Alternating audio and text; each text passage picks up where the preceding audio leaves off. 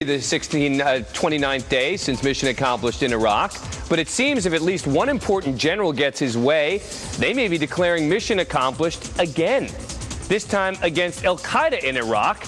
Today, the Washington Post reporting that Lieutenant General Stanley McChrystal, head of the Joint Special Operations Command's operations in Iraq, is the chief promoter of a victory declaration and believes that Al-Qaeda has been all but eliminated.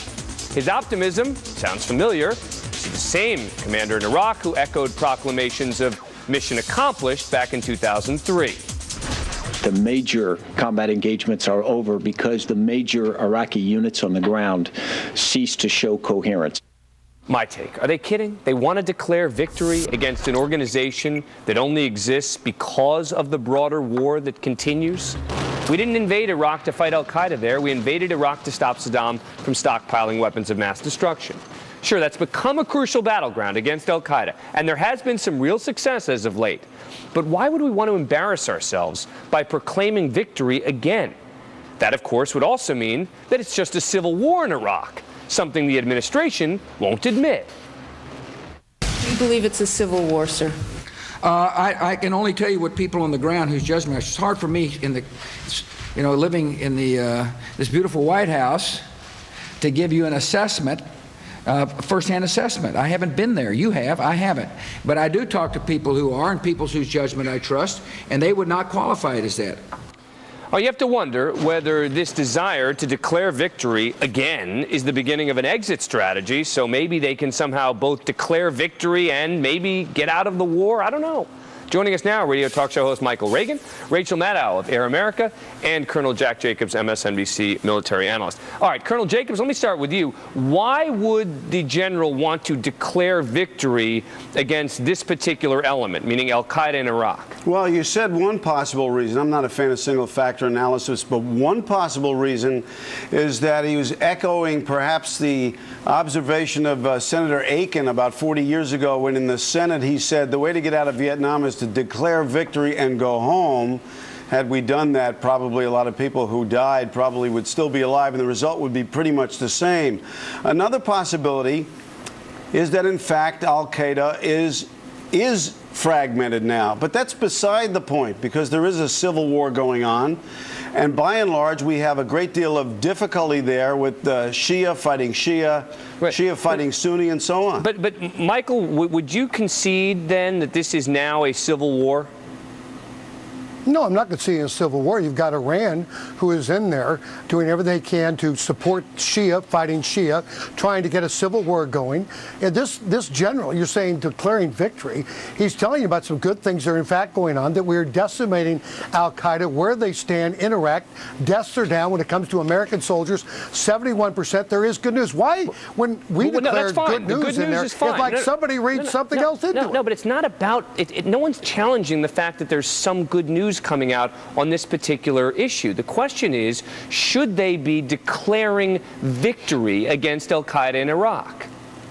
Well, listen, I don't know if he's really declaring victory against Al-Qaeda in Iraq. The fact of the matter is we are winning and pushing Al-Qaeda back. They are decimated. We have them on the run. That's what we're supposed to be doing with the surge. Hopefully we do get to victory in Iraq. I think if, in fact, we do have victory in Iraq, we should be saying, isn't that great news? Yeah, well, look, and if that were the case, I think we'd all be celebrating. But the problem is that we're not seeing, quote, victory in Iraq. We're seeing what may be a victory with regard to an element, and the question, Rachel Maddow, but we are fighting. But we are fighting Al-Qaeda in Iraq.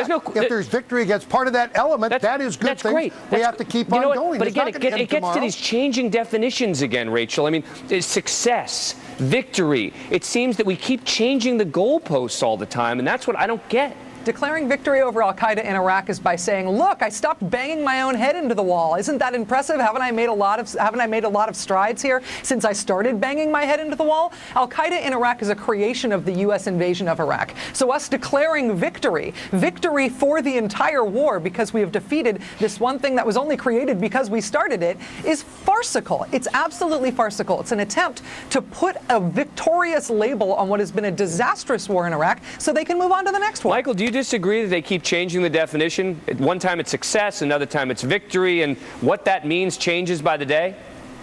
I mean, I think Ronald Reagan said very well, victory is we win, they lose. We have to get to that point in time where we win and they lose. Wouldn't it be great if life were so simple? About Al-Qaeda, what you just said, about Al-Qaeda, that we created Al-Qaeda in Iraq. We won the first war, which was to get Saddam out of Iraq and to topple Saddam. Then Al-Qaeda came to Iraq to fight America in Iraq. That's where the battleground is. They put Al-Qaeda there to fight us. We have to win it in Iraq. Michael, let me put it this way. In July in Baghdad, U.S. military briefing said, and it was the highest estimate that anybody credible on the subject had said, they said maybe 15% of the attacks in Iraq right now are Al-Qaeda. So if we're going to declare victory over Al-Qaeda in Iraq, that means great. 15% of our problems are over. Does that mean that the war in Iraq was a success? Does that mean that we ought to move on? Does that mean we can bring the troops home? It's a declaration they want to make for semantic, political it's really great purposes. that we sit there and look at these wars, but ask the general. I mean, you could have this same argument when it came down to the Second World War, First World War, Vietnam, all these things. Everybody wants like the perfect situation. There is no perfect situation. We don't want to be deceived, Michael. Right. Michael, the point is we don't want to be deceived. I don't want to be told about victories and successes. Listen to this. Here's General James Jones, all right, being asked by Senator Evan Bayh about this question of what percentage of the attacks in Iraq are actually Al-Qaeda in Iraq. 2% or fewer of the adversaries that we're facing in Iraq and that the Iraqis are facing in Iraq are foreign jihadis, are Al-Qaeda in Iraq affiliates, that 98% or more are Iraqis fighting amongst Iraqis over the future of Iraq. Is that consistent with your understanding? I think we would agree with that. Yes, General King. Yes. 2%, Jack. Yeah, and of course it doesn't mean that it's not significant.